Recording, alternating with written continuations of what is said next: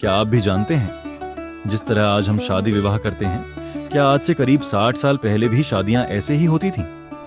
आज शादी का नाम आते ही हमारे सामने बड़े बड़े मैरिज हॉल, चमकती लाइटें, डीजे, कैमरे, डिजाइनर कपड़े और सैकड़ों तरह के पकवान आ जाते हैं। लेकिन हम बात कर रहे हैं साल 1960 की। उस समय भारत में एक आम परिवार की शादी आखिर कैसी होती थी? दूल्हा कैसे तैयार होता था? बारात किस तरह निकलती थी? शादी में खाना कौन बनाता था? मेहमानों को बुलाया कैसे जाता था? और सबसे दिलचस्प बात, क्या 1960 की शादी में भी आज की तरह इतनी सारी रस्में और तैयारियां होती थीं? इन सवालों का जवाब जानने के लिए चलिए समय को लगभग 60 साल पीछे ले चलते हैं और देखते हैं 1960 में होने वाली एक आम भारतीय शादी का पूरा दिन। साल 1960 है। आंगन में कुछ लोग बैठे हैं, घर के अंदर महिलाएं अपने काम में लगी हैं और आसपास के रिश्तेदार लगातार आते जाते दिखाई दे रहे हैं। घर में कोई बड़ी मशीन नहीं चल रही, कोई इवेंट मैनेजर नहीं है और न ही किसी को मोबाइल पर फोन करके काम समझाने की जरूरत है। शादी का इंतजाम घर के लोग ही संभाल रहे हैं। आज इस घर के बेटे की शादी है। परिवार के लिए यह सिर्फ एक दिन का कार्यक्रम नहीं है। पिछले कई दिनों से घर में तैयारियां चल रही हैं। किसी ने रिश्तेदारों को खबर पहुंचाई है, किसी ने सामान जुटाया है, किसी ने कपड़ों की व्यवस्था की है और किसी ने खाने पीने का इंतजाम संभाला है। आज के समय में हम शादी के लिए अलग अलग लोगों और कंपनियों की मदद लेते हैं, लेकिन 1960 के इस घर में शादी की तैयारी का बड़ा हिस्सा परिवार और रिश्तेदारों के हाथों में है। अब सवाल आता है कि आखिर शादी की खबर रिश्तेदारों तक पहुंची कैसे होगी? आज तो एक ही संदेश में दर्जनों लोगों को निमंत्रण भेजा जा सकता है, लेकिन 1960 में मोबाइल फोन और इंटरनेट जैसी कोई सुविधा नहीं थी। करीबी रिश्तेदारों को घर जाकर बुलाया जाता था। कई बार परिवार का कोई सदस्य दूर रहने वाले रिश्तेदार के पास खुद जाता था। शादी का निमंत्रण सिर्फ एक सूचना नहीं था, बल्कि मिलने जुलने का मौका भी था। किसी रिश्तेदार को शादी में बुलाने के लिए उसके घर तक जाना पड़ता था और इसी वजह से शादी की खबर धीरे धीरे परिवार और आसपास के लोगों तक पहुंचती थी।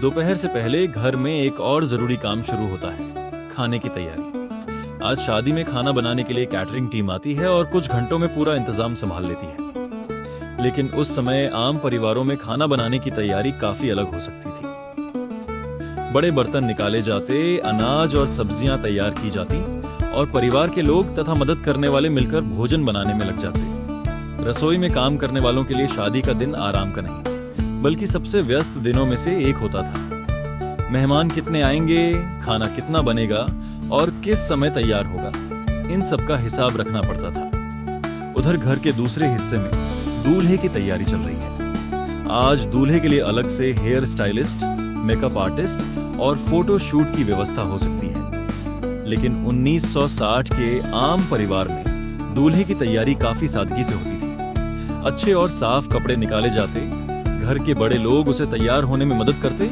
और परिवार के लोग उसके आसपास मौजूद रहते। उस समय शादी के हर पल को कैमरे में कैद करना आम बात नहीं थी। फोटोग्राफर होते जरूर थे, लेकिन आज की तरह हर व्यक्ति के हाथ में कैमरा नहीं था। इसलिए शादी की बहुत सी यादें तस्वीरों से ज्यादा लोगों की यादों में सुरक्षित रहती थी।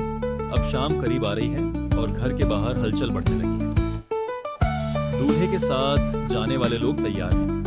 बच्चों में अलग उत्साह है, क्योंकि उनके लिए ये सिर्फ शादी नहीं, बल्कि घर से बाहर निकलने और कुछ नया देखने का मौका है। बड़े लोग अपने कपड़े संभाल रहे हैं और बारात निकलने की तैयारी हो रही है। अब आती है बारात, लेकिन यहाँ एक बात समझना जरूरी है। 1960 में पूरे भारत में बारात का एक ही तरीका नहीं था। शहर, कस्बे और गांव के हिसाब से बहुत फर्क होता था।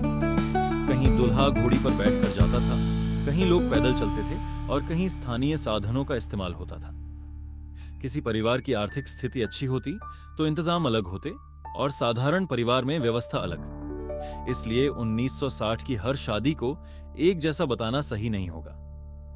लेकिन बारात का उत्साह जरूर था।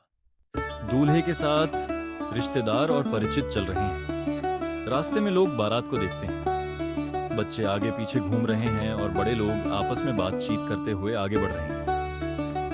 आज की बारात में जहां डीजे और तेज संगीत माहौल का बड़ा हिस्सा होता है, उस समय संगीत की व्यवस्था जगह और परिवार की क्षमता पर निर्भर करती थी।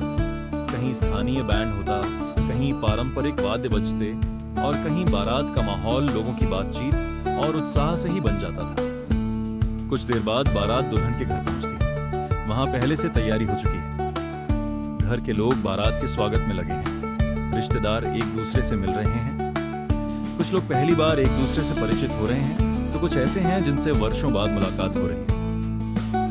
घर के अंदर दुल्हन अपने परिवार के बीच है। उसके लिए यह दिन बाकी सभी दिनों से अलग है, क्योंकि आज उसके जीवन में एक बड़ा बदलाव आने वाला है। अब विवाह की रस्मों का समय आता है। यहाँ भी पूरे भारत में एक जैसा तरीका नहीं था। अलग अलग धर्मों, समुदायों और क्षेत्रों में विवाह की रस्में अलग होती थीं। हिंदू परिवारों में भी अलग अलग क्षेत्रों की अपनी परंपराएं थीं।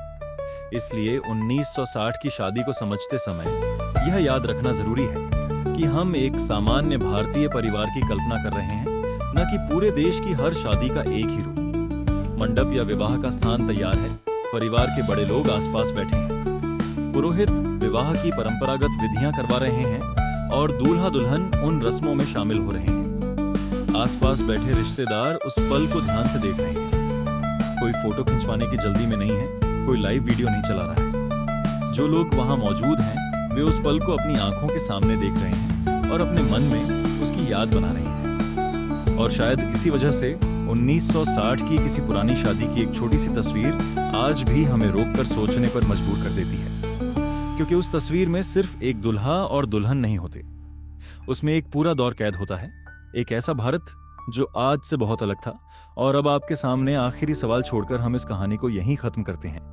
अगर 1960 की एक शादी और आज की एक शादी आमने सामने रख दी जाए, तो आपको दोनों में सबसे बड़ा फर्क किस चीज में दिखाई देगा? शादी के खर्च में, शादी के तरीके में, या फिर लोगों के रिश्ते निभाने के तरीके में?